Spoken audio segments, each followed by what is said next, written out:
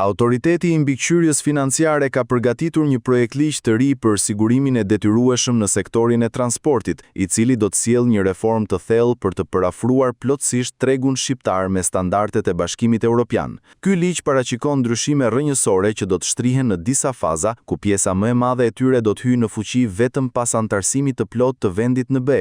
Me integrimin në Bashkimin Evropian, limitet e dëmshpërblimit që paguajnë kompanitë e sigurimit do të rriten në mënyrë drastike. Kufiri minimal i mbulimit do të arrijë në 6.55 milion euro për çdo aksident, pavarësisht numrit të dëmtuarve, dhe në 1.3 milion euro për çdo person. Njëkohësisht, polica e thjeshtë TPL do të mbulojë dëmet në të gjithë territorin e BE-s dhe në sistemin e kartonit jeshil, pa pasur nevojë për pagesa shtesë. Kjo rritje e fuqishme e përgjegjësisë dhe e zonës së mbulimit pritet të sjellë një shtrëngtim të ndjeshëm të çmimit të siguracionit, duke u përafruar mediatikisht me tarifat europiane që variojnë nga qindra në mbi 1.000 euro në vit. Pas antarësimit, do të hyjë në fuqi edhe liberalizimi i tregut, duke u dhënë të drejtë kompanive të përcaktojnë vetë çmimet pa miratimin e AMF-s. Për të shmangur një goditje të menjëhershme për xhepat e qytetarëve, projekt ligji paraqikon një fazë të ndërmjetme përpara hyrjes në BE. Sapo ligji i ri të miratohet, limiti i përgjegjësisë për shumicën e mjeteve do të rritet fillimisht në 75 milion lek, ndërsa kufiri për person të dëmtuar do të shkojë në 32 milion lek, me mundësinë për rritje të mëtejshme pas vitit 2027. Gjatë kësaj periudhe kalimtare, AMF do të vazhdojë të mbikëqyrë dhe të kontrollojë llogaritjen e çmimeve nga kompanitë. Ndërkaq, disa risi të rëndësishme do të zbatohen menjëherë, pa pritur antarësimin në BE.